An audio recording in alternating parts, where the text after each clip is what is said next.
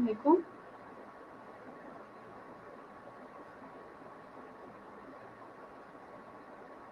Hello.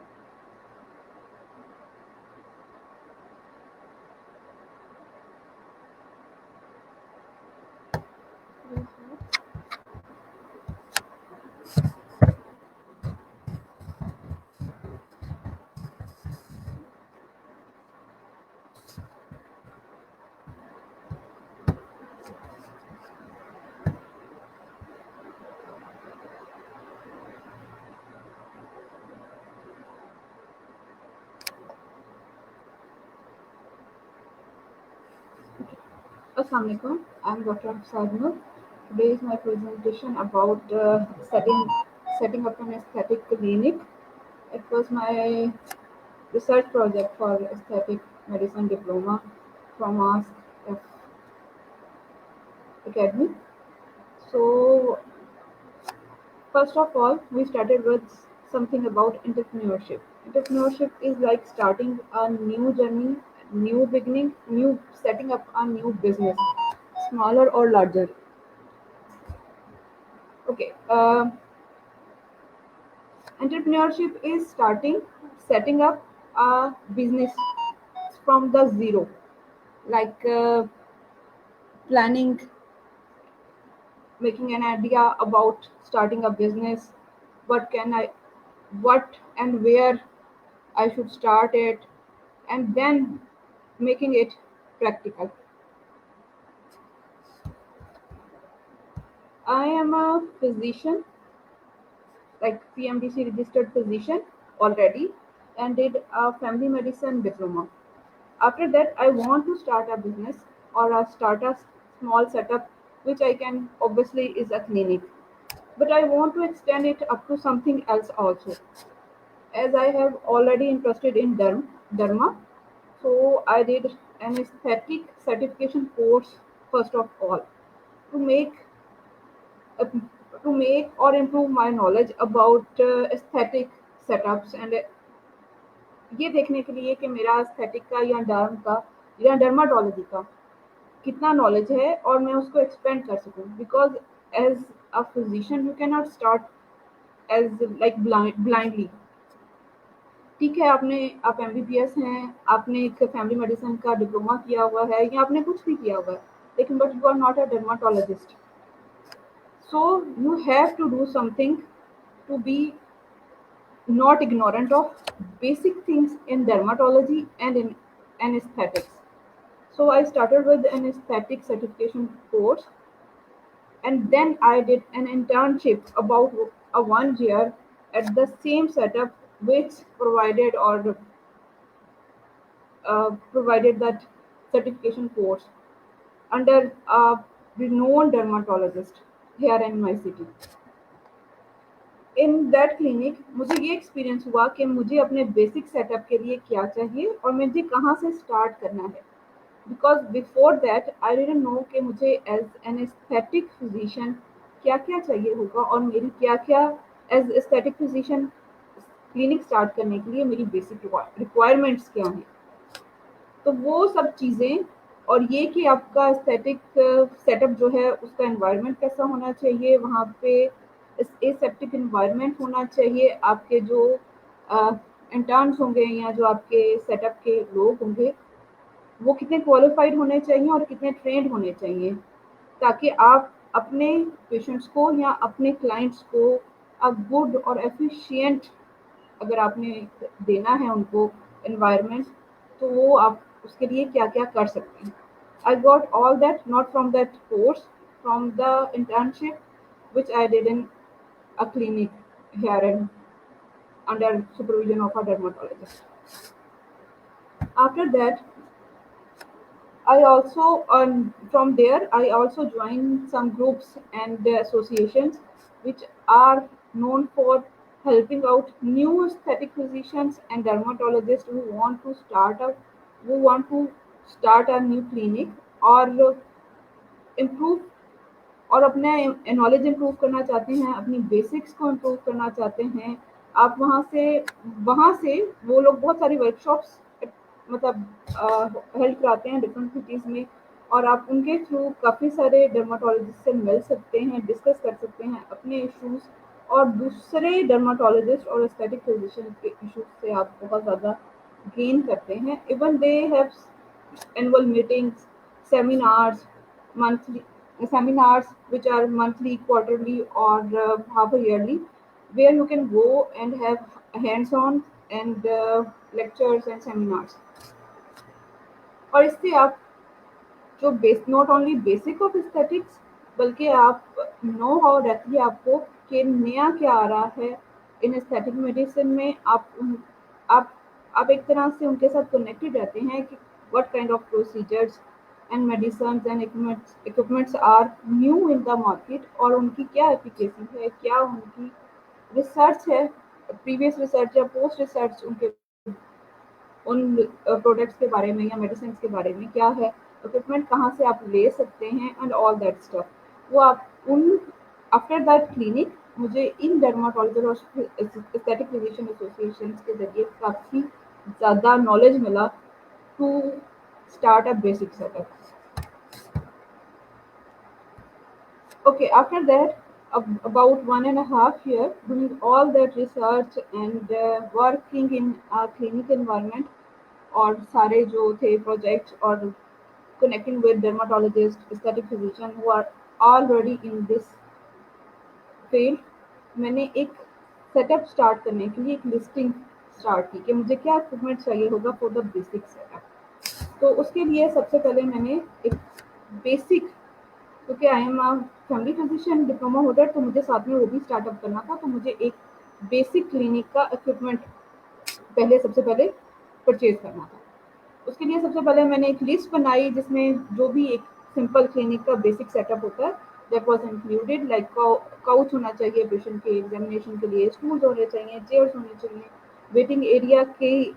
Sitting setup होना चाहिए आपका, BP operators, weight scale, aseptic solutions, swabs etcetera, ये सारी चीज़ें उसमें इंक्लूडेड थी, जो कि एज एस्थेटिक क्लिनिक स्टार्टअप के लिए भी नेसेसरी थी, और बेसिक कोई भी अगर जीपीएस स्टार्ट करता है क्लिनिक तो उसके लिए भी नेसेसरी होती है. उसके बाद मैंने अब ये इक्विपमेंट जो एस्थेटिक सेटअप था, I was not including the invasive ones. Invasive ones में वो एस्थेटिक प्रोसीजर्स आते हैं जिनमें आपको थोड़ा डीप डाउन द प्रोसीजर जो होते हैं वो deep down the skin, dermis या स्कैल्प या कुछ भी जो है थोड़ा सर्जिकल प्रोसेस की तरफ चले जाते हैं. I was not starting with that. उनमें इंक्लूडेड हैं बोटॉक्स है, फिलर्स हैं, liposuctions हैं, and then some other things also included in that. But I started with minimally invasive and non-invasive one. उनमें सबसे पहले बेसिक जो आजकल का बहुत मेन इशू है that was hair growth, और वो मतलब फीमेल हेयरस्टोरिज्म, और वो इरेगुलर ग्रोथ है, और बच्चियों में और खवातीन में ये बहुत ज़्यादा मेन इशू है. तो मुझे सबसे पहले उससे, इसके अलावा वेट का इशू है, then there are medicated facials, और एक और जो चीज़ आजकल बहुत कॉमनली हर एस्थेटिक क्लिनिक पे अवेलेबल है दैट इज़ पीआरपी और पीआरजीएफ. तो मुझे इन चीज़ों के लिए ज़्यादा like I was not going to invasive, तो मुझे इन चीज़ों के लिए ज़्यादा रिसर्च करनी थी कि मेरे लिए कौन सी एचआर लेज़र चाहिए, मुझे मशीन इक्विपमेंट जो उसके लिए चाहिए मुझे, देन फेशियल्स में कौन कौन से प्रोवाइड कर सकती हूँ दैट, देन के पीआरपी के लिए मुझे बेसिक इक्विपमेंट्स क्या चाहिए. Then I started with listing all that things. फिर मैंने रिसर्च किया कि मुझे पीआरपी या पीआरजीएफ में जो बिल्कुल लेटेस्ट अप्रोच क्या चल रही है, because I was working in the clinic, तो मुझे वहाँ से काफ़ी लाइक आप कह सकते हैं हेल्प आउट हुआ कि मुझे कैसे कौन कौन सी चीज़ें कहाँ से मिल सकती हैं. देन आई ऑल दैट जो पीआरपी इक्विपमेंट है उसकी मैंने लिस्टिंग की. एचआर लेज़र के ऊपर जो लेज़र मशीन्स अवेलेबल हैं पाकिस्तान में लेटेस्ट, और जो जिनका आउटकम अच्छा है उसके ऊपर रिसर्च की, because these are the basic things for any aesthetic setup. तो एनी एस्थेटिक सेटअप में एक आपके पास जो मतलब लाइक काइंड ऑफ, और इसके अलावा इन एचआर लेज़र के अलावा ये बेसिक सेटअप में एक पीआरपी आता है, लेज़र मशीन आती है, फेशियल्स आती हैं, सेंट्रीफ्यूज आता है for the PRP PRGF, and then आपके पास एक कोई भी एक लेज़र जो मशीन्स आई हुई हैं उनमें लेटेस्ट भी हैं और जो मतलब पास में भी यूज़ हो रही हैं। दीज आर फॉर मेलिस्मा और पोस्ट एक्नी स्कार मार्क्स, और स्कार मार्क्स जो भी मतलब पोस्ट एक्नी स्कार मार्क्स या ड्यूरिंग स्कार मार्क्स और सन स्पॉट्स या इस तरह की चीज़ें जो हमारे एरिया में बहुत कॉमन है, उनके लिए भी बहुत सारी लेजर यूज़ हो रही हैं, जिसमें पिकोशोर है, CO2 फ्रैक्शनल है। Like the latest one is CO2 fractional. इसके अलावा PRP with PRP, sorry next, मतलब like these are CO2 fractional and PicoSures वगैरह ये यूज होती हैं for the in basic setups for acne scar removals और scar melasma and all that things जो post acne scar marks होते हैं उनके लिए। ये भी एक इंक्लूडेड चीज है for all the basic aesthetic setups. मैंने उनके लिए एक पूरा प्रॉपर पहले लिस्टिंग की and then I go for the quotations. Then I make an budget because aesthetic setup मैंने जब काम किया या मुझे बाद में एक दो सेटअप्स में काम करने के बाद एक्सपीरियंस हुआ और कुछ लोगों से बात करने के बाद वो are already in the setups कि आप जो भी ये जो चीज़ें जो मैंने बेसिक चीज़ें आपके मतलब जो बेसिक चीज़ों की लिस्ट आप लोगों ने देखी है उसमें से बेसिक जो चीज़ें अवेलेबल हैं मार्केट में उनकी प्राइसेस क्या है और आप कितना बजट उनको देना चाहते मतलब दे सकते हैं। तो then I came to know कि ये जो एस्थेटिक सेटअप है आप उसको मैक्सिमाइज कर सकते हैं अप टू 1 करोड़ और अबाउ, क्योंकि लेटेस्ट मशीन्स जो हैं या लेटेस्ट मतलब जो लेटेस्ट गैजेट्स हैं वो जो न्यूअर वन है वो ऑब्वियसली 1 मिलियन प्लस से स्टार्ट होते हैं, मतलब 10 मिलियन से स्टार्ट हो गए या इस तरह से। तो मुझे अपना बजट भी एक इस सेटअप के लिए एलोकेट करना था। तो उसके लिए आई started with the basics. Like मैंने जो आपको अभी बताया है कि मैंने बेसिक लेजर हेयर रिमूवर और CO2 फ्रैक्शनल और बाकी चीज़ों का एक पूरा रिसर्च किया, उनकी लिस्टिंग की और उनके बाद उनकी कोटेशंस ली। कोटेशंस लेने के बाद आई केम टू नो कि मेरा बजट कहीं तक भी एक्सीड हो सकता है। इट्स अप टू मी कि मुझे क्या चाहिए और मुझे अपने बजट के अंदर बेस्ट मशीन्स कौन सी अवेलेबल हैं। तो उनके accordingly then I relist all the things जो कि मेन मशीन्स थी या आप कह सकते हैं मेन इक्विपमेंट्स थे for the clinics which are HR lasers, PicoSure, CO2 fractional and all that stuff. वो जो थी मेन जो बजट था आपका उन्हीं के ऊपर उन्हीं के ऊपर मोस्टली बेस करता है कि आप वो कहाँ से लेते हैं और वो कितनी प्राइसिंग आपको उसके ऊपर देनी पड़ती है। I allocated about like 2.5 million और इसमें से मोस्ट ऑफ द बजट जो था वो मेरा HR लेजर पे गया because I bought diode with CO2 fractional handle और ये like PicoSure handle which is like about 1.2 million to 1.3 million in the market. उसके बाद मेरे पास फेशियल्स के लिए थे दो options which was like hydra facial and second was the O2 oxygenofacial. तो I go for because oxygenofacial is very sensitive और बहुत ज़्यादा जो स्किन इश्यूज के जो बहुत सेंसिटिव स्किन है उसके लिए यूज होता है। The most common is hydra facial. Then I go for hydra facial और हाइड्रा फेशियल की कोटेशंस भी 1.35 लाख से स्टार्ट होती हैं अप टू 4.2 लाख तक जाती हैं, 4.20 या इस तरह से लाख तक आपके पास चली जाती हैं। Then I go for CO2 fractional but the one with I didn't go for the larger one setup। तो मैंने smaller setup के लिए अपने setup के लिए took CO2 fractional which is not up to the like आप कह सकते हैं बट उसके शॉर्ट्स कम हैं या इस तरह से आप मतलब मैंने उस तरह की चीज़ दी जो मेरे बजट के अंदर इंक्लूडेड थी and these 3 things cost me about 2 million। Site selection for setting up a clinic is very, आप कह सकते हैं कि किसी भी क्लिनिक के लिए एक सिलेक्शन साइट जो होती है बहुत इंपॉर्टेंट थिंग है। आपकी market value build from that thing. लेकिन because as I am working mother, तो मुझे थोड़ा सा इस चीज़ के ऊपर कंप्रोमाइज़ करना पड़ा, और I did it like I search out a lot of things, but I selected the one which is closest, or you can say which is nearer to the my houses houses vicinity, like ताकि मैं अपना working hours और अपना house hold दोनों को एक आप कह सकते हैं प्रॉपर टाइमिंग दे सकूं। और इस चीज़ ने, जो मैंने सिलेक्शन की साइट की, it didn't cost me a lot और overburden my budget, but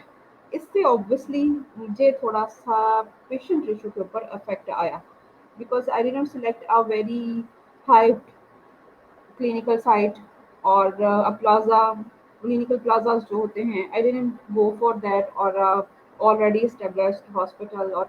plazas which are already known for the clinical setups। तो इससे मुझे थोड़ा सा पेशेंट उस पर इफेक्ट आया है, विच आई ऑलरेडी न्यू इट, क्योंकि आप दोनों में से कोई एक चीज़ सेलेक्ट कर सकते हैं। तो मेरे लिए ये सिलेक्शन जो मेरे हाउस विसिनिटी में थी, वो ये था कि मुझे फिजिबल था, and secondly it's not overburden my budget. Then go for then I after all the things like listing, equipments, experienced, or all the things which is included in the basic of starting something। तो मैंने एक setup को, लोगो और name क्या को, उसके लिए भी एक थोड़ा सा रिसर्च किया, बिकॉज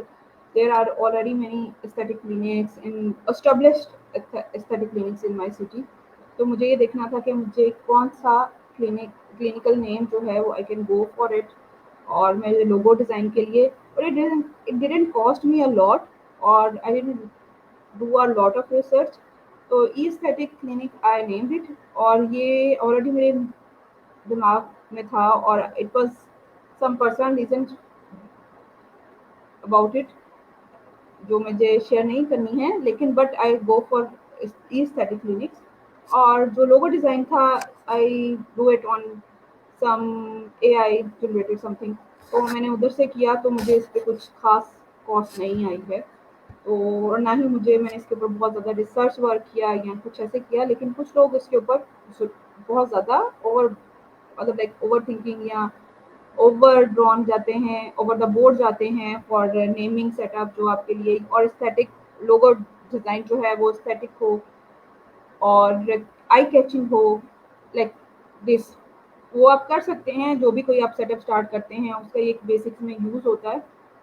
कि आप अपना लोगो डिज़ाइन करवाएं किसी प्रॉपर प्रोफेशनल से। और नेमिंग के लिए भी आप चेक करें कोई ऑलरेडी रजिस्टर्ड क्लिनिक इस नाम पे तो नहीं है, या कोई और जो आपका है लोगो डिज़ाइन कोई और ऑलरेडी रजिस्टर्ड तो नहीं करा चुका है। तो I did it all the research, but I didn't go for like the whole research और whole burden thing के like मैं over the board जाके इसके लिए काम करूँ। I did it on myself and with my team, मतलब like जो basic होती है उसके साथ मैंने ये काम किया। इसके लिए मैंने कोई over the board जाके काम नहीं किया। Then after all the listing and all the things like selecting site, naming it, all that, after all that I have to go for a market survey और सर्च कि मुझे क्या चीज़ जो मुझे लेनी है वो मुझे कहाँ से मिलेगी, और वो अवेलेबल पाकिस्तान में कहाँ कहाँ पर है, और मुझे ऑनलाइन या लोकल बोथ उनके वेंडर्स क्या हैं, उनके सप्लायर्स क्या हैं, और मुझे उनकी अवेलेबिलिटी क्या हो सकती है। तो उसके लिए मैंने पूरी एक प्रॉपर रिसर्च की। It the clinic which was where I was working and the groups which was I where I was included in, वहाँ पे मुझे बहुत हेल्प आउट हुआ इस चीज़ के लिए। मुझे उसमें आउट ऑफ द स्टेशन, मतलब like out of city vendors और सप्लायर्स भी उसमें मिले, और साथ में मुझे विद इन द सिटी का भी ऑप्शन मिला। After researching the whole things and the whole scenario, तो मुझे ये चीज़ मेरे दिमाग में थी कि whenever I have to start it, मुझे ऐसा वेंडर चाहिए जो सिर्फ मुझे क्वालिटी इक्विपमेंट प्रोवाइड नहीं करे, बल्कि मुझे उसका बाद में बैकअप भी दे। और उसमें प्राइसेस का थोड़ा बहुत जो डिफरेंस है वो कवर हो सकता है, लेकिन कोटेशंस के बाद, लेकिन द विद इन सिटी जो आपका वेंडर होता है वो आपको बैकअप की फैसिलिटी बहुत अच्छी देता है। Like for the HR machine और द हाइड्रा फेशियल और द माइक्रो नीलिंग मशीन या BRP machine, if it goes out of work, something like in electricity issue है या फ्लक्चुएशंस हो रही हैं इलेक्ट्रिसिटी में, और आपकी मशीन जो है इट्स नॉट वर्किंग प्रॉपर्ली या आपको कोई इशू आ रहा है, तो जो आउट ऑफ द स्टेशन या आउट ऑफ सिटी जो वेंडर या सप्लायर्स होते हैं, दे couldn't कम अप, लाइक वो फॉरन से आप उनको कॉल करें तो वो फॉरन से आप अपेयर नहीं हो सकते, दे couldn't कम अप रेंडमली। लेकिन जो आपका विद इन सिटी या आपकी एरिया में जो आपका वेंडर है वो आपको फैसिलिटेट करता है बैकअप के लिए। तो मुझे ये दोनों चीज़ें देखनी थी कि बैकअप के लिए, और सेकेंडली आपका ईयरली या एनुअली या आप 6 मंथली आप कह सकते हैं कि आपको अपनी मशीन्स का एक चेकअप कराना होता है, या आप कह सकते हैं कि उनका एक बैकअप रखना होता है, ताकि वो जो वेंडर है वो आपकी मशीन्स को एटलीस्ट वंस और twice a year, up to 2 और 3 ईयर्स, मोस्टली यही करते हैं कि 1 ईयर की वो देते हैं आपको फैसिलिटी। लेकिन तब भी एटलीस्ट अप टू 1 ईयर आपके पास एक फैसिलिटी हो जहाँ पे आप अपने कंप्लेंट्स को रजिस्टर कर सकें, और they can come up with solutions और प्रॉम्प्टली। मतलब वो ऐसा ना हो कि आपको वेट करना पड़े their response about 1 week. Obviously इसमें आपके जो पेशेंट होते हैं वो उनका, आपके पेशेंट जो होते हैं वो कंप्रोमाइज़ होते हैं। तो ऑब्वियसली आपके जो क्लिनिकल सेटअप की नेमिंग है, या आप कह सकते हैं कि आपका जो क्लिनिकल सेटअप है उसकी थोड़ी-सी वैल्यू, कह सकते हैं वैल्यू एड अप नहीं करता ये उसके अंदर, कि आपकी मशीन जो है वो ख़राब हो गई है या it's on something is problematic in your machine, और आपके पास बैकअप अप टू 2-3 डेज या 4 डेज या अप टू 1 वीक भी, मैंने कुछ लोगों से सुना है कि 1 वीक और 10 डेज भी लगते हैं वो आपको रिस्पॉन्स, उनको रिस्पॉन्स देने में। Like not response not only on message और कॉल और समथिंग एल्स, लाइक इसके लिए आपको एक प्रॉपर फिजिकल रिस्पॉन्स चाहिए होता है। तो वो उसके लिए मेरे दिमाग में ये पहले से था, और मुझे ये रिसर्च के दौरान पता चला था कि आपको अपना वेंडर बहुत लाइक विजडमली चूज करना होता है, सारी चीजें देख के कि जो आपको बैकअप दे सके, जो आपको प्रॉम्प्ट रिस्पॉन्स दे और फिजिकल रिस्पॉन्स हो, ताकि आपकी पेशेंट जो है आउटकम उसके ऊपर इफेक्ट ना आए। Okay next. हाँ, इसमें ये जो मार्केट सर्वे सर्च था इसमें मैंने कोटेशन ऑनलाइन भी ली थी। There are many websites working in Pakistan, वो आपको शो नहीं करती हैं prices, but you can go on their websites and ask for their delivery of many things like HR machines available हैं, diodes available हैं, hydra facials बहुत commonly available हैं। इसके अलावा but you have to check कि वो authentic हैं या नहीं हैं, और इवन ये कि उनकी मशीन्स जो हैं उनकी वैल्यूज़ जो हैं वो आपको थोड़ा सा उनको कंपेयर करना पड़ता है बाकी अदर ग्रुप से, आप कह सकते हैं, या वेंडर्स की कोटेशन से, क्योंकि there are many things available in Pakistan, और बहुत सारे वेंडर्स हैं, सप्लायर्स हैं मोस्टली पेशावर साइड और इस्लामाबाद साइड या फिर कराची साइड में। तो वो आपको डिफरेंट प्राइसेस दे रहे होते हैं, और वो रेंज कर रही होती हैं, और वो रेंज जो डिफरेंस होता है it's about like 1 to 5 lakh तक भी डिफरेंस आ सकता है। तो आपको ये बहुत, आप कह सकते हैं कि बहुत जीनियसली या बहुत थिंकफुली ये सोचना पड़ता है और देखना पड़ता है कि इनकी जो चीज़ है, अगर प्राइस डिफरेंस है तो उस मशीन में फ़र्क क्या है, what's the difference between the quality of the machines they are offering.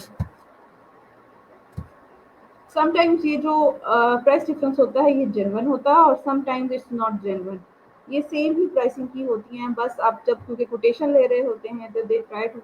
Give you a high price, आप कह सकते हैं, विच इज मोस्टली जो न्यू कमर्स होते हैं उनके लिए थोड़ा सा मुश्किल होता है। Obviously it was difficult thing for me to differentiate लेकिन वो जो ग्रुप्स थे उनमें डॉक्टर्स के साथ बातचीत करके या उनसे सीनियर से गाइडेंस लेके, और अल्हम्दुलिल्लाह माय कलीग्स आर डर्माटोलॉजिस्ट, और वो ऑब्वियसली कुछ उनमें से एक दो जो हैं वो ऑलरेडी एस्टेब्लिश्ड एस्थेटिक क्लिनिक्स पे काम कर रहे थे, और कुछ मैंने जब काम किया तो मेरे सीनियर्स ने, जो उस क्लिनिक के सेटअप के सीनियर्स थे, उन्होंने इस चीज़ में काफ़ी हेल्प आउट किया। Then I started buying obviously. तो वो स्टार्टेड बाइंग में पहले, सबसे पहले तो मैंने जो बेसिक सेटअप था वो सेट किया। I start I made a, आप कह सकते हैं पेनाफ्लेक्स, या कह सकते हैं कि बोर्ड बनवाया, which I put on the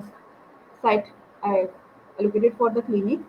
और उसके बाद मैंने जो क्लिनिक है उसको थोड़ा सा डिज़ाइन किया, और डिज़ाइन कराने के बाद मैंने, जब बेसिक सेटअप होता है किसी भी क्लिनिक के लिए, like I already listed it के couch, chairs, waiting area chairs, और लाइट्स, इसके अलावा इलेक्ट्रिसिटी बोर्ड चाहिए होते हैं आपको, इसके लिए बहुत ज़्यादा इलेक्ट्रिसिटी बोर्ड का बहुत ज़्यादा इसमें होता है। इसके अलावा आपको एक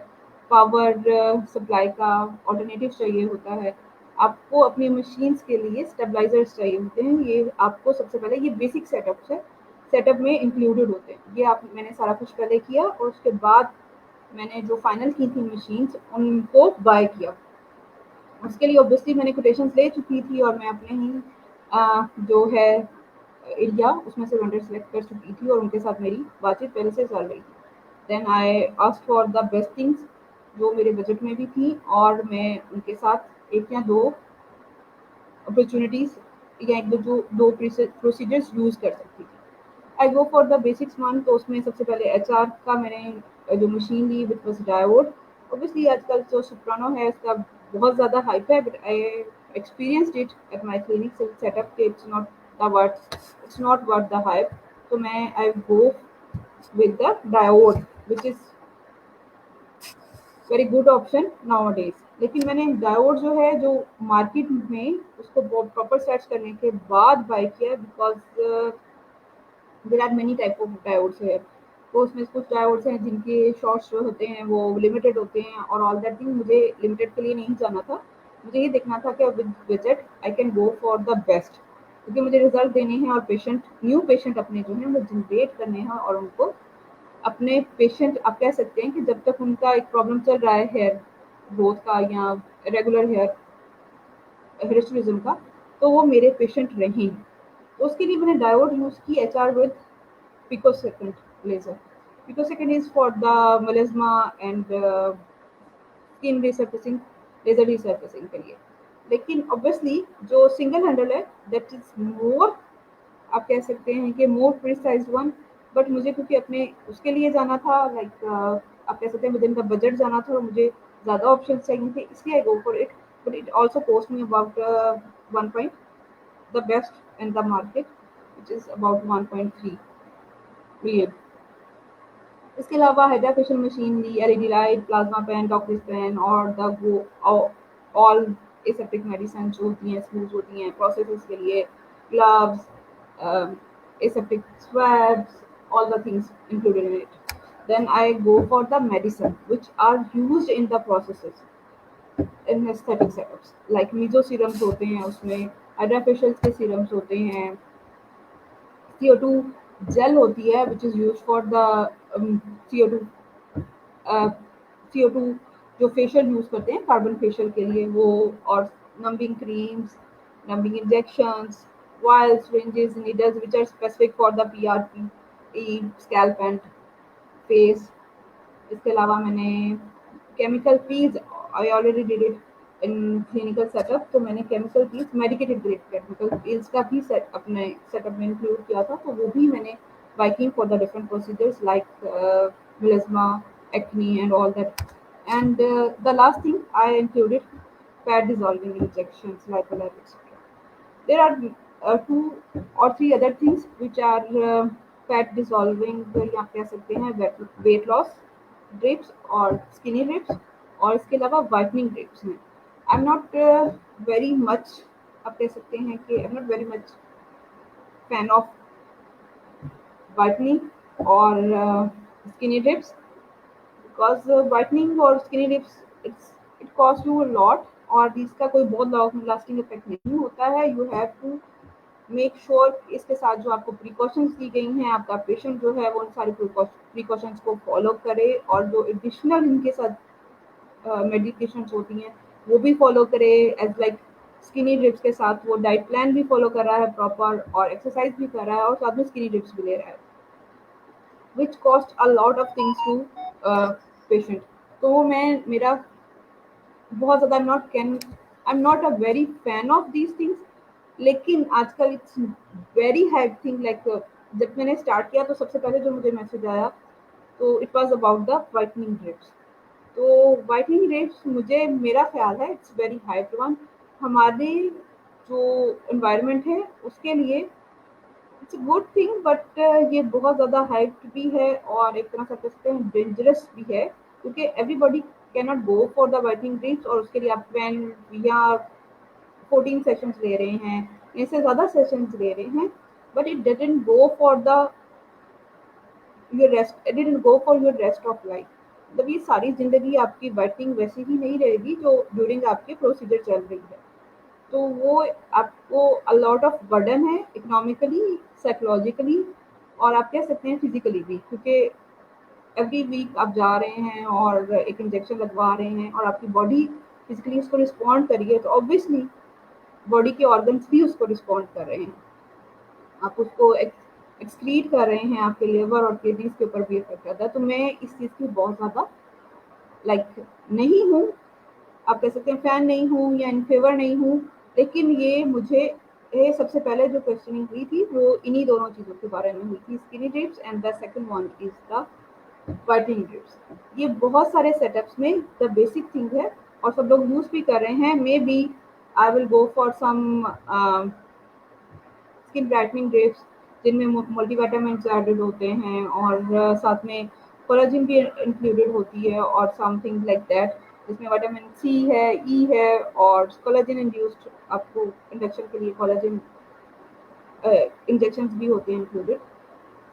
आई will go for it, but in this setup जो मैंने स्टार्ट किया है I didn't go for it. Setting up clinic, after all the buying और all the things जो बेसिक सेटअप था, लाइक आपने स्टेबलाइजर लिए, आपने अपनी इलेक्ट्रिसिटी को सिक्योर किया, और ऑल दैट थिंग, आपने अपना नेमिंग की, आपने अपने बोर्ड साइन बोर्ड दिया अपने क्लिनिक को, उसके बाद मैंने सेटिंग स्टार्ट की। आई ऑलरेडी टोल्ड कि मैंने थोड़ा सा उसका इंटीरियर डिज़ाइन किया, और उसके बाद मैंने 2 या 3 सेटअप्स किए फॉर द सेम स्पेस के, उनको पार्टीशन की, ताकि मेरे हर प्रोसीजर के लिए, और if any patient is in waiting list, और दूसरा ये कि उनको काउंसलिंग के लिए अलहदा से, यहाँ आप कह सकते हैं कि काउंसलिंग के लिए एक अलहदा से जगह available. So I got up with the 3 small places, या आप कह सकते हैं 3 small separations for the different procedures। Like यहाँ पे एक फेशियल सेटअप के लिए, एक HR लेजर के लिए, and the third one is for micro kneeling और ऑल दैट सेटअप के वो जो छोटे छोटे प्रोसीजर्स हैं विद उसमें आप, और साथ में उसके इंक्लूडेड था कि आप अपना क्लिनिकल जो है काउंसलिंग है या क्लिनिकल आप एडवाइस कर रहे हैं वो भी वहीं पे उसके साथ एलोकेट किया। इसके अलावा इन 3 सेटअप्स के अलावा मुझे एक वेटिंग एरिया भी चाहिए था। I also recreate a small, आप कह सकते हैं सेटअप में एक स्मॉल स्पेस थी फॉर द रिसेप्शन एंड के वेटिंग एरिया, ताकि अगर कोई पेशेंट वेटिंग में है तो वो वहाँ पे वेट कर सके, रिलैक्स कर सके, तब तक उसकी मतलब जब तक उसकी स्पेस फ्री नहीं होती उसके प्रोसीजर के लिए। After all the setting up clinic, buying all that, I asked my vendor to install the clinical equipment. क्योंकि जो क्लिनिकल इक्विपमेंट्स हैं मैंने जो उन पे वर्क किया था वो, और जो आई बॉट वो थोड़ा डिफरेंट सेटअप था, तो उन मशीन्स का थोड़ा डिफरेंट वर्किंग थी। और थर्डली ये कि मेरा जो है इलेक्ट्रिकल सेटअप जो है वो ठीक काम कर रहा है, जो मशीन्स उन्होंने मुझे प्रोवाइड की हैं या वो मुझे सप्लाई कर रहे हैं they are in good condition और वर्किंग कंडीशन में हैं। तो उन्होंने मुझे खुद इंस्टॉल करके दी, वेंडर ने, उनके इंजीनियर आए और उनके सब इंजीनियर आए, they make an appointment and then they मतलब they install all the clinical equipment. और उसके बाद उन्होंने प्रॉपर एक, आप कह सकते हैं कि एक पूरा क्लियर, अब concept clearing things about the machine, उन्होंने मुझे पूरा प्रॉपर लेक्चर दिया कि ये, और उनकी जो बुकलेट्स थी उनके अंदर जो उनकी एक्सप्लेनेशंस थी, उनके जो क्वेरीज थी उनको मुझे उन्होंने आंसर किया, ताकि मैं अपनी मशीन्स को ज़्यादा अच्छी तरह से समझ सकूं और उनको मशीन्स का जो सेटअप है वो उसको बाद में जब दे आर नॉट अवेलेबल तो मैं अपने सेटअप में उनको स्मूथली रन कर सकूं। आफ्टर ऑल दैट, इन सब के साथ, आफ्टर नॉट ऑल दैट, बल्कि इन चीज़ों के साथ में जब मेरा क्लिनिक इस्टेब्लिश हुआ और मैंने मशीन परचेज कर ली, I started marketing too. Marketing strategy आजकल बहुत डिफरेंट हो गई है फ्रॉम द पास्ट। तो सबसे पहले जो है marketing strategy is about the social media. So I, with help of my, मतलब मेरे क्लिनिकल स्टाफ के साथ और मेरे अपनी फैमिली के जो लोग हैं उनके हेल्प के साथ ही मैंने एक मार्केटिंग स्ट्रेटजी जो है वो ले आउट की और उसको मतलब आप कह सकते हैं इम्प्लीमेंट करना शुरू किया। आजकल पेशेंट को आप कह सकते हैं अपनी तरफ मुतवज्जो करने के लिए, या to have patients I on your clinic, आपको एक सोशल अपनी प्रेजेंस बनानी पड़ती है। और वो social presence is not on in the, आप कह सकते हैं कि in the ground, it's on net. Facebook पे आपके आपके फेसबुक पे, आपके इंस्टाग्राम पे और डिफरेंट पेजेस पे, थ्रेड्स पे, ये आपकी आजकल सोशल मीडिया प्रेजेंस है। और उधर से ही पेशेंट अट्रैक्ट होते हैं और आपसे कांटेक्ट करते हैं व्हाट्सएप पे। So I made a few pages like FB page, WhatsApp and Instagram page. और उसके लिए मैंने थोड़ा सा स्ट्रगल किया because I was not into social media lot. तो लेकिन मुझे उसके लिए अपने कॉन्टैक्ट्स को और अपनी जो है आप कह सकते हैं सोशल मीडिया जो फॉलोअर्स थे उनको और नेक्स्ट जो पेशेंट्स को अट्रैक्ट करने के लिए इसकी एक प्रॉपर, इसके लिए मुझे थोड़ा सा स्ट्रगल करना पड़ा और मैंने सीखा कि मुझे इसके लिए क्या क्या करना चाहिए, मुझे ऑफर्स कैसे लगानी है, मुझे अपने प्रोसीजर्स कौन कौन से जो मेरे पास अवेलेबल हैं उनकी कैसे मार्केटिंग करनी है on social media to make present there और अट्रैक्ट पेशेंट्स। लाइक मेरे पास अगर एचआर है तो मैं अपने एचआर पेशेंट जो हैं उनका रिव्यू वहाँ पे कैसे अपलोड करूँ, और उसके बाद ये कि मुझे अपने पेशेंट को अट्रैक्ट कैसे करना है फ्रॉम सोशल मीडिया। जो लोग प्रॉब्लम में हैं और वो चाहते हैं कि इन चीज़ों के लिए आपकी तरफ आएँ, तो उनके लिए आप कैसे उनको अट्रैक्ट कर सकते हैं। तो उनके लिए आपने पोस्ट कैसे बनानी है, अपने प्रोसीजर्स कैसे शो करने हैं, अपने पेशेंट्स रिव्यू कैसे देने हैं, आपने अगर कुछ ऑफर्स दे रही हैं आप कुछ भी, तो आप उनको ऑफर्स को कैसे कर सकते हैं, आप एड्स कैसे रन कर सकते हैं। तो ये मैंने इसके लिए थोड़ी सी स्ट्रगल की और खुद से सीखा बिकॉज देयर इज, आपके लिए सोशल मीडिया मार्केटिंग के लिए मैंने, मतलब आप कह सकते हैं बहुत सारी साइट्स अवेलेबल हैं और बहुत सारी लोग हैं जो आपको,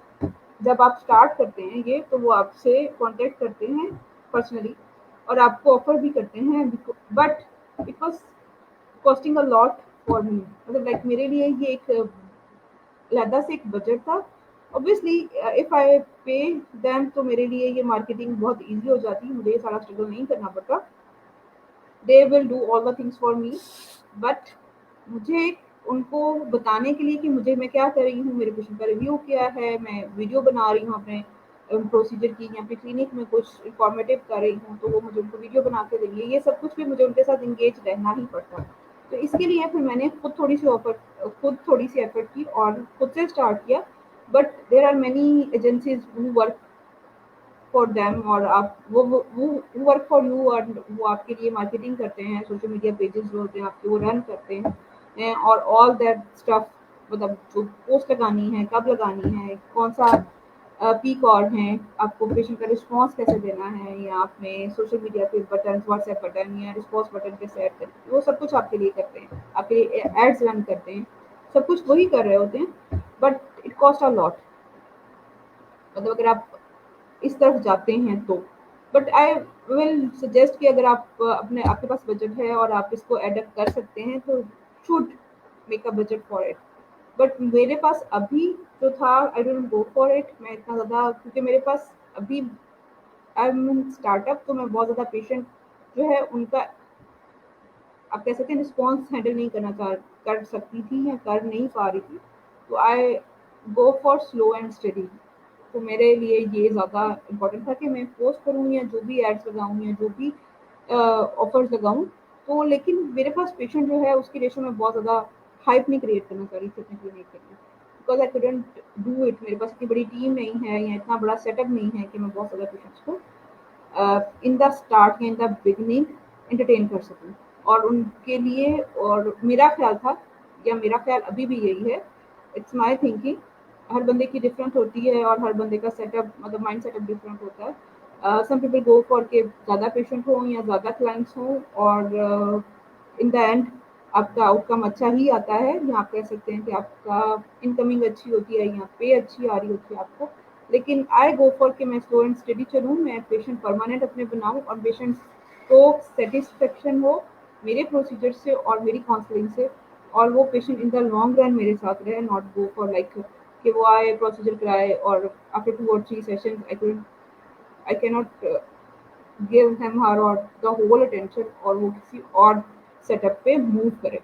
तो मेरे लिए मेरा ख्याल है कि मेरी पेशेंट सेटिस्फेक्शन और patient reviews are very important. तो इसलिए मैंने अपनी सेल्फ आप कह सकते हैं कि सेटिस्फेक्शन के लिए सारा कुछ थोड़ा स्लो एंड स्टेडी रखा है।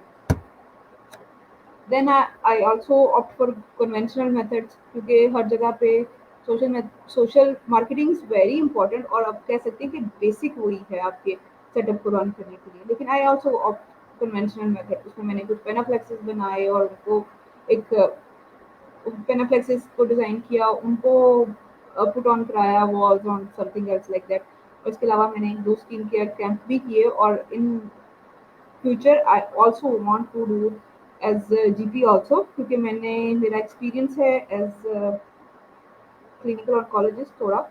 तो I want to go for some cancer screening clinics and skin care clinics in the in the area of my clinic, like मैं वहाँ पे करना चाहूँगी मज़ीद। I had done 2 और 3, बट आई एम प्लानिंग कि मैं नेक्स्ट भी उनको कंटिन्यू रखूँ, क्योंकि उससे आपके बहुत सारे पेशेंट जो नॉन अफोर्डिंग आप कह सकते हैं, या जो not interested into the aesthetics और दीज काइंड ऑफ सेटअप्स, तो वो उनको नो हाउ मिलती है और वो थोड़ा अट्रैक्ट होते हैं आपकी प्रेजेंस से, आपकी फिजिकल प्रेजेंस से। मतलब जो आप सोशल मीडिया प्रेजेंस दे रहे हैं, तो उससे तो एक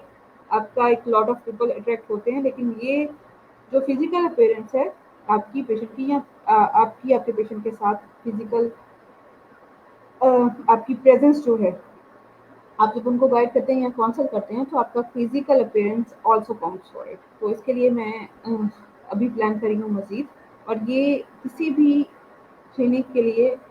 आल्सो इम्पोर्टेंट। हायरिंग्स आई सबसे पहले मैंने एक फीमेल रिसेप्शनिस्ट हायर की थी, और उसके बाद आई हार्ड जब मेरा क्लिनिक सेटअप हो गया and I started with all the things, तो मुझे एक फीमेल नर्सिंग असिस्टेंट की ज़रूरत थी।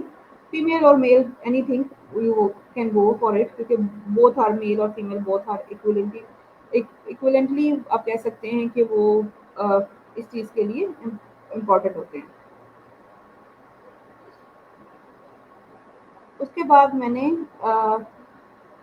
जो फीमेल नर्स आई थी, और उसके रिसेप्शनिस्ट ऑलरेडी है, तो उससे ये हुआ कि मुझे अपने पेशेंट के प्रोसीजर्स करने में थोड़ा सा आप कह सकते हैं हेल्प आउट हो गया। तो एंटरप्रेन्योरशिप का एक मकसद ये भी होता है कि आप दूसरे लोगों के लिए अपने बिजनेस आइडिया के थ्रू दूसरे लोगों के लिए आप कह सकते हैं कि अर्निंग प्रोवाइड करें। तो ये मेरे अभी तो 2 हैं लोग। नेक्स्ट टाइम अगर मैंने मतलब इसको एक्सपेंड करती हूँ, तो obviously I will go for more hirings, but in आप कह सकते हैं present I had 2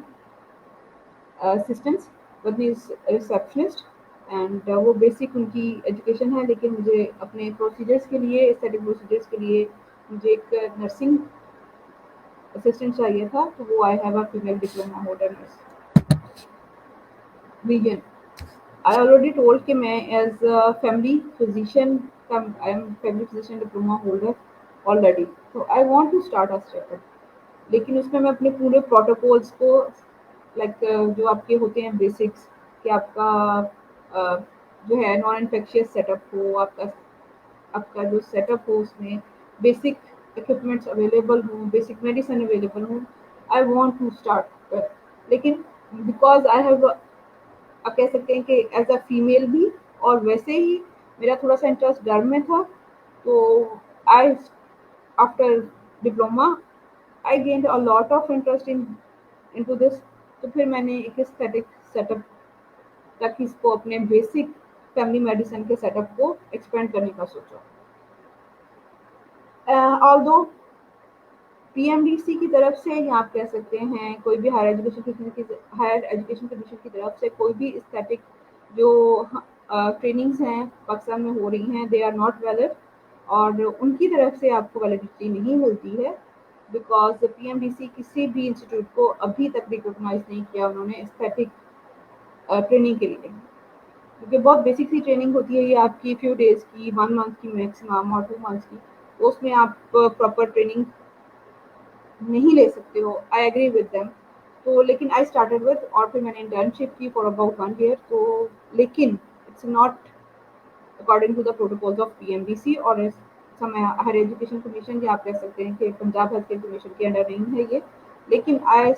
as a family medicine जो मेरा है डिप्लोमा, इट्स अंडर पीएमडीसी, तो वो मेरा उस सेटअप को मैं स्टार्ट करना चाह रही थी, उसको एस्थेटिक को थोड़ा सा, उसको एस्थेटिक्स तक एक्सपेंड करना चाह रही थी।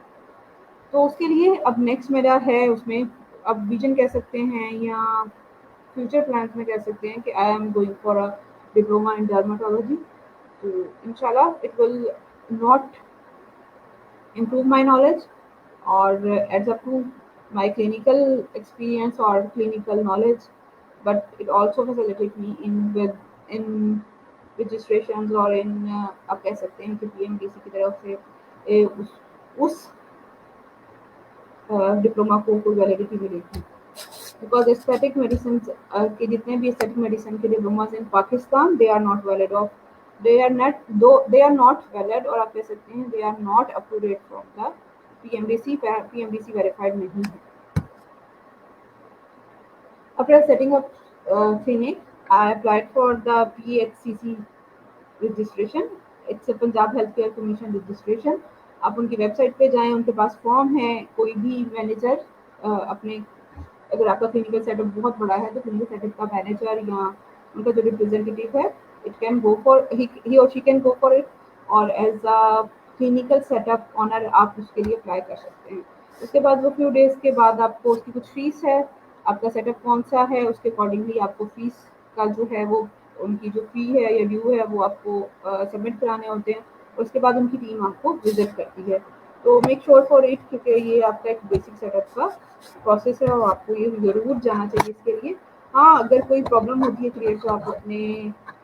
जो पाकिस्तान मेडिकल काउंसिल है, डॉक्टर्स की एक एसोसिएशन, उसके साथ कांटेक्ट कर सकते हैं, या आप अपने एरिया के जो सीनियर डॉक्टर्स हैं उनके साथ कांटेक्ट कर सकते हैं कि आप अपने क्लिनिक को कैसे अप्रूव कराएं, आप उसकी रजिस्ट्रेशन पीएचसीसी से कैसे अप्रूव कराएं। फॉर द बेसिक सेटअप दे है नॉट, उनकी कोई बहुत बड़ी रिक्वायरमेंट्स नहीं है। लेकिन अगर आप फार्मेसी रन कर रहे हैं या आप साथ में कोई और सेटअप एड ऑन कर रहे हैं, लाइक लैब प्रोसेस भी है आपका साथ में, लेबोरेटरी टेस्ट आप कर रहे हैं बेसिक सी, तो उसके लिए भी आपको फिल करना पड़ता है परफॉर्मा, और उसके अकॉर्डिंगली वो आपको रजिस्टर करते हैं after visiting and assessing all the things जो उनकी रिक्वायरमेंट्स है फॉर दैट। फ्यूचर इंटेंट में ये है कि I want to expand clinic for the invasive aesthetics, but till then, but अभी नहीं, बट अप टू जब तक मेरा डर्मा का, या आप कह सकते हैं डर्माटोलॉजी में एक्सपीरियंस और अपना डिप्लोमा जो है वो नॉलेज नहीं होता है मेरा, तब तक मैं इस तरफ नहीं जाना चाह रही हूँ for the invasive procedure, because उसके साथ बहुत सारी, आप कह सकते हैं कि प्रॉब्लम्स भी हो सकती हैं, और प्रॉब्लम्स ना भी हों तब भी ethically I don't want to go for invasive one at this time, जब तक मेरा डिप्लोमा जो है वो डर्माटोलॉजी में या एस्थेटिक मेडिसिन में मैं कुछ ऐसा एक्सपीरियंस या ऐसा डिप्लोमा नहीं कर लेती हूँ जो पीएमडीसी से वेरीफाइड हो या एटलीस्ट एचईसी से वेरीफाइड हो या किसी अच्छी ऑर्गेनाइजेशन से हो जो मैं इवन बहुत सारी इंटरनेशनल यूनिवर्सिटीज़ हैं, दे आर डूइंग इट, और आप उसे ऑनलाइन भी कर सकते हैं, but I am going for something like that कि जो मुझे नॉट ओनली इन एक्सपीरियंस दे या आप कह सकते हैं नॉलेज दे, लेकिन वो मुझे एक अपना जो है इन्वेस्टिव एस्थेटिक्स का प्रोसीजर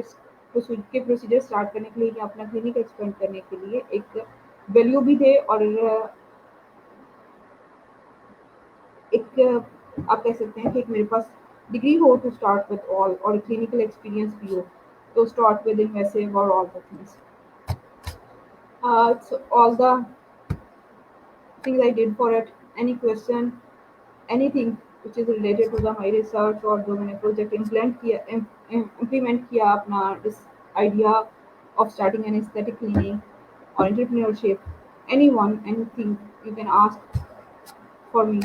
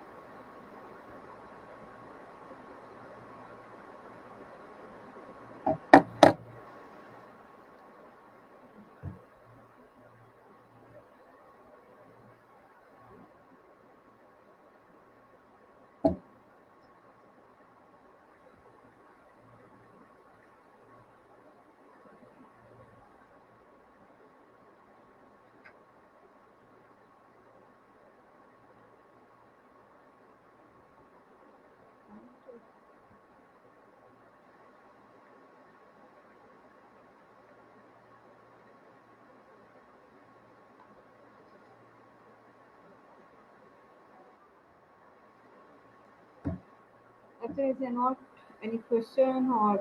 कोई queries नहीं है तो thank you for all the listeners and all the participants. Thank you.